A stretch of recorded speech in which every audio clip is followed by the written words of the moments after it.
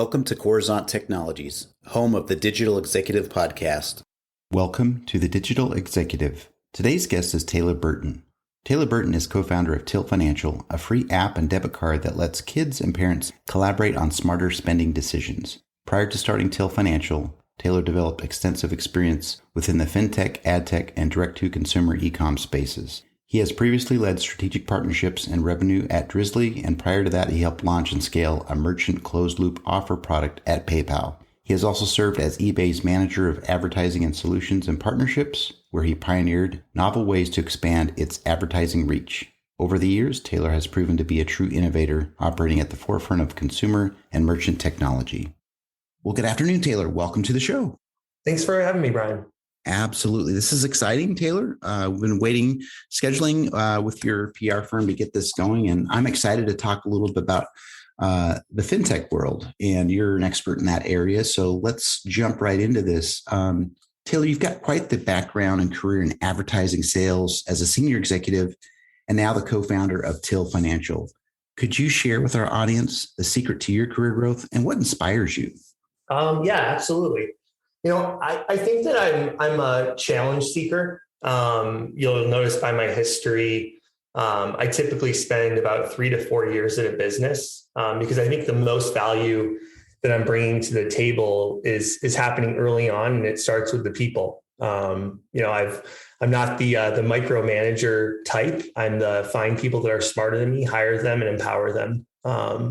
So that's always been my MO. And as soon as the machine is well oiled and running, there's not a ton of use for me to sit on top of that for much longer. So I'm off to my next challenge. I've gravitated towards fintech just because I think that there are massive inefficiencies in the space, and that there's a tremendous amount of opportunity to bring value to the consumers. So that's kind of what I've always been going after. And then, I think part of my MO is just being comfortable, being uncomfortable. And it's allowed me to evaluate scenarios, make decisions, and take advantages of opportunities that have a good impact on both myself and the companies I work for. Thank you. I appreciate the share on that. And that's some great advice to folks that are jumping in as entrepreneurs or just leaders in organizations. So I'm going to switch gears, Taylor. We're going to talk about this pandemic a little bit. We've all had to shift and pivot, and I'm tired of those words, but we had to make major sacrifices, right? Everybody did. What are your plans for business growth going forward? And will it be any different than during the lockdown? Yeah, I get this question a lot. I look at the pandemic as the great equalizer. What it really does is it pressure tests your idea, your resolve, and ultimately your team and how that team works together. We were fortunate in the sense that, we were building during the pandemic. So we are a D2C product. If you really want to get into it, we're a B2B2C product, masquerading as a D2C product. But because we were in the developmental stage of our business process, we were somewhat fortunate to be able to be heads down. But that still required us to really lean in and communicate with one another, because you just don't get the organic uplift that you get in an office when you're doing it all virtually. So I think that during the pandemic, we learned to communicate effectively. Coming out of the pandemic, I think that the goal for our team is to be together more often, but still allow the flexibility that the pandemic has brought in terms of where people can live and work from. From a growth perspective for us, I think it's the sky's the limit. I think people are starting to realize that the banking consumer that we're servicing, so families with kids, anywhere from birth to 18, are valuable customers and need to have a product that suits them. So for us, it's getting ourselves out there and continuing to grow, listen, and talk to families. Thank you. I appreciate the story around the pandemic, especially. Everybody's got a unique story, but I love the fact that people really, their creativity has come out, and we've seen a lot of innovation come out of this and how people really have overcome this big obstacle. So Taylor, you're obviously leveraging some new and emerging technologies within your tech stack. Is there anything you might be able to share with us today?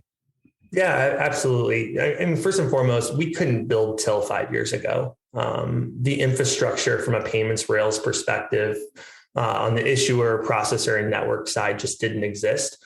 And we definitely couldn't do it for the dollars that we've spent on the business today, because of partners, capabilities to create modals and compartmentalize different features and functionalities that you need along the path to supporting your consumer, and made those advances rapidly. We're able to build Till. One of the things that I think is important about Till is the way that we've constructed our ledgering system to support the modern family, right? So it's not a mom and a dad and 1.8 kids anymore. Families come in all shapes and sizes, and you need to be able to build a platform that supports them. So at the end of the day, to keep it a little less technical and high level, Till couldn't be Till 5 years ago.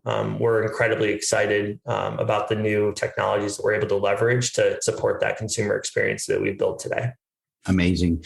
And you're absolutely right. Some of the things that have come out recently have just, I wish we would have had these, 5, 10, 15 years ago, but it's amazing. And I can only wait to see what's in store for us in the next 5 years. So Taylor, last question here. Can you share something from your career experience that might be helpful for those looking to grow their career in either entrepreneurship or leadership? Yeah, I think that whatever you undertake when it comes to starting your own business, becoming an entrepreneur, joining an early startup, you need to assume that it's going to take longer, that it's going to be harder and cost more than you expect. You need to have a short-term memory when it comes to fear, and a long-term memory when it comes to mistakes, primarily so you don't repeat them. And I think that that's something that I'm constantly keeping in the back of my head. Beyond that, I think that, two of the most important things that you can have are empathy and high emotional intelligence.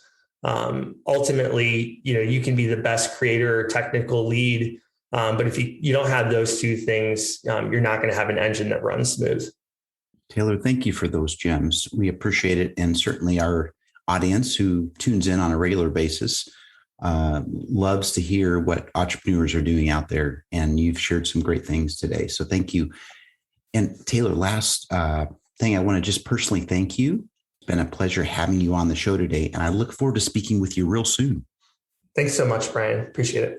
Bye for now.